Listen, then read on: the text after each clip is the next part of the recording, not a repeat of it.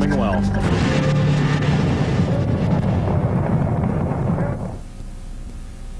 OSHA law requires construction employers to provide a workplace that is free from recognized hazards.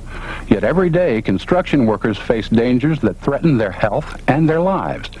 If your employer allows OSHA violations to occur, you should bring them to the immediate attention of your craft steward, employer, or OSHA. Most importantly, you must be alert. It's your life that's at risk.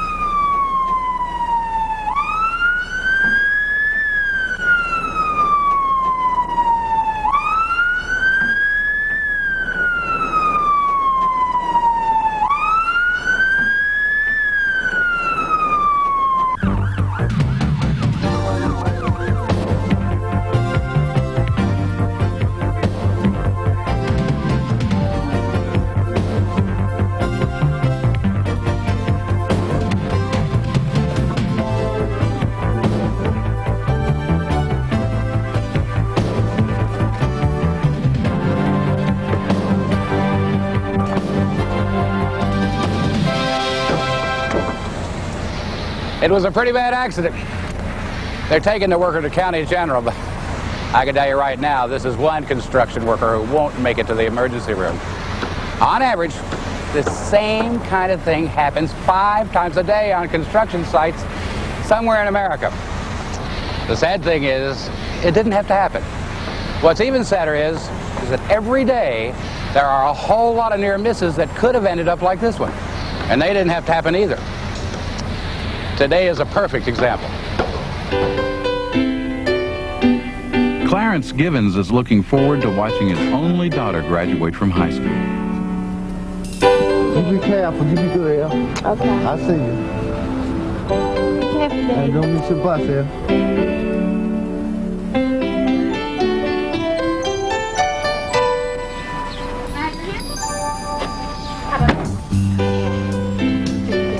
Joanne Kimball is a single parent whose pride and joy are her 2 kids.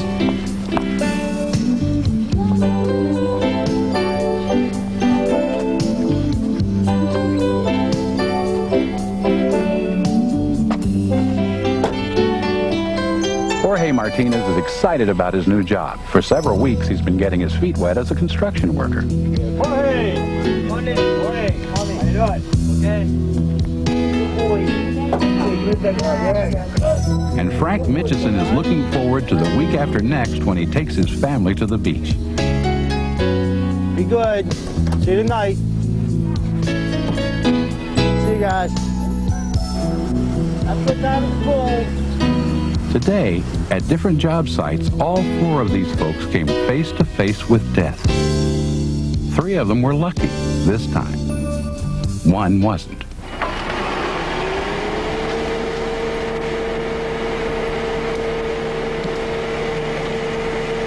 Jorge Martinez and his foreman are connecting a segment of sewer line on a road construction project. They're working inside a trench box that will protect them if the walls cave in. But Jorge's foreman is violating OSHA regulations by having the ladder outside the box. That means they're both taking a risk every time they have to get in and out of the trench.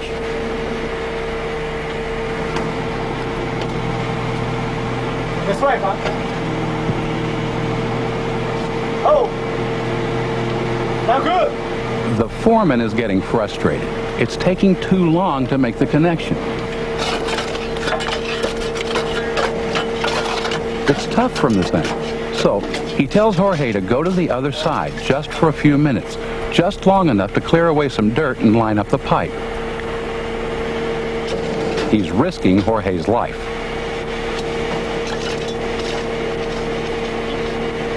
OSHA has some basic safety rules about excavations.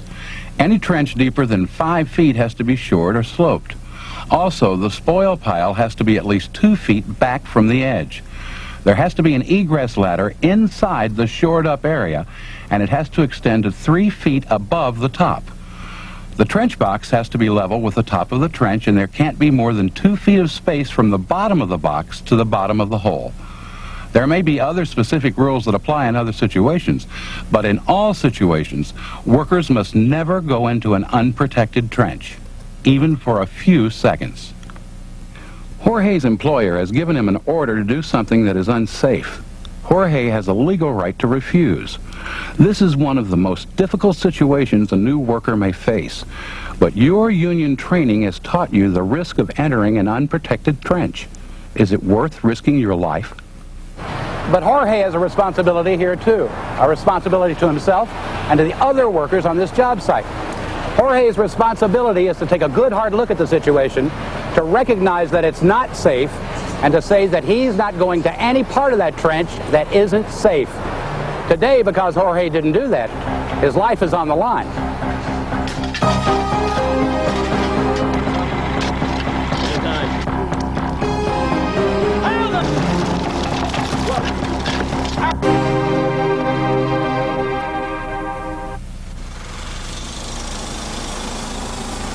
Clarence Givens is a signalman.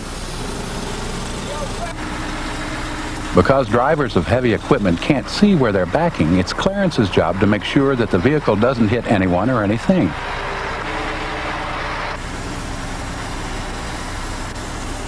But there are two problems here. The contractor sent a truck with a broken backup alarm, and Clarence's foreman is about to distract him. Clarence, when you get done here, I got another truck coming in on the other side of the job. I want you to vacuum in and dump him. Contractors have a responsibility to make certain that everything on a job site meets common sense OSHA safety standards. Signalmen and drivers have a standardized set of signals for communication. The signalman must be positioned to the side and far enough back to see the truck and anything that could cross its path. And the driver must keep visual contact with the signalman.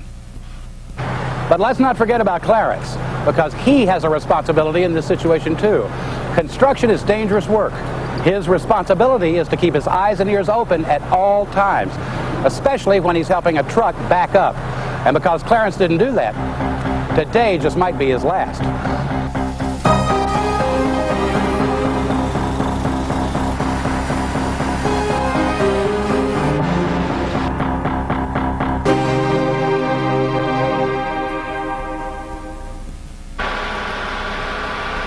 It's morning break time for Joanne Kimball. On a construction site, when it's a hot summer day, that usually means finding the closest source of cold water. But you don't take a break from safety during breaks from work. Joanne found a water jug sitting right on the crane. As she takes that cool, refreshing drink, Joanne leans against the crane to relax. But she fails to see that it's getting dangerously close to an overhead power line. If the crane gets too close to the power line, Joanne becomes a statistic. Electrocution is one of the primary causes of death on construction jobs. And most electrocutions are caused by some kind of contact with high voltage power lines. Now, there are regulations to protect people like Joanne and me, but regulations only work if people pay attention to them. Cranes aren't the only things that can contact high voltage power lines. You also have to be careful using ladders, scaffolds, and other metal objects around energized power sources.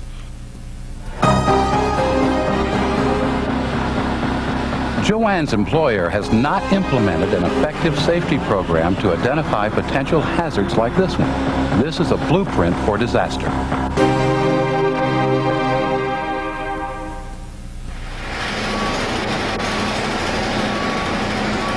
Frank Mitchison is an iron worker. Today he's working 6 stories up. His job is to bolt down crossbars. Frank is not as protected as he should be. He should be wearing a body harness. But at least he's wearing a safety belt with a lanyard. Iron workers call it a monkey tail. And for the most part, Frank is making use of it.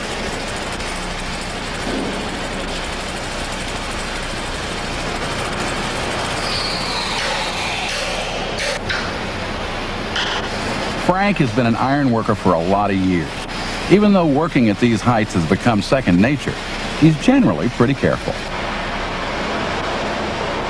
But Frank's in a hurry, and this connection looks easy.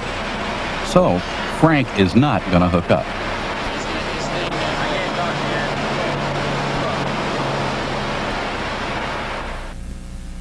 In the United States, falls are the leading killer of workers.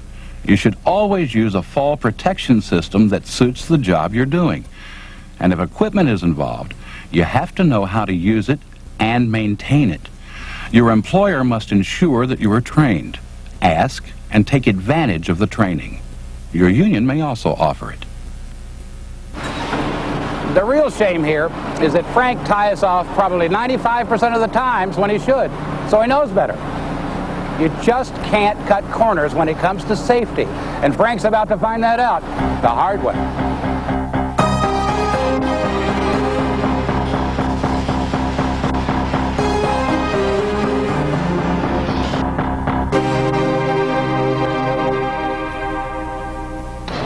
The four people in this story are just like you and me. They want a comfortable life for themselves and their families. So they go to work to earn the money to help them reach for the American dream. Three of them have come away from the day's experience kind of shaken up, but they're wiser for it. The fourth will never get another chance. Jorge Martinez was lucky. When he saw what was happening, he was able to pull himself out before the dirt could trap him. He came out of it alive and well, but he's well aware of how close he came to dying today. Clarence Gibbons was just a whisper away from being hit by the dump truck and knocked under its wheels. A few more inches the other way, and Clarence would have been another construction fatality. It turned out to be Joanne's lucky day, too. They say that timing is everything.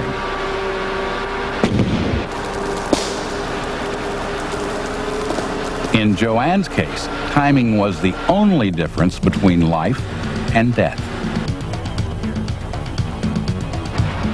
Frank Mitchison never had a chance. When he lost his balance, his lanyard wasn't attached, and he fell 6 stories.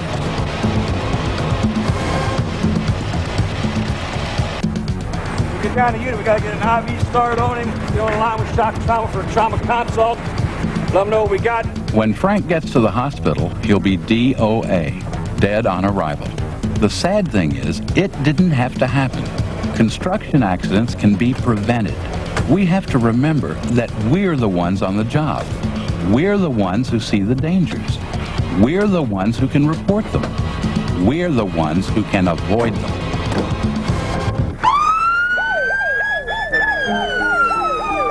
Even though accidents cost the construction industry billions of dollars, accidents cost us our lives.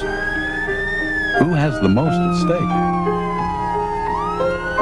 Each year, more than 1,000 workers are killed in construction accidents. More than 250,000 suffer injuries that result in lost work days. 90% of the deaths occur in 4 categories: caught between, struck by, electrocution, and falls. We've highlighted examples of these 4. And as you have seen, there is a thin line between a near miss and a fatality.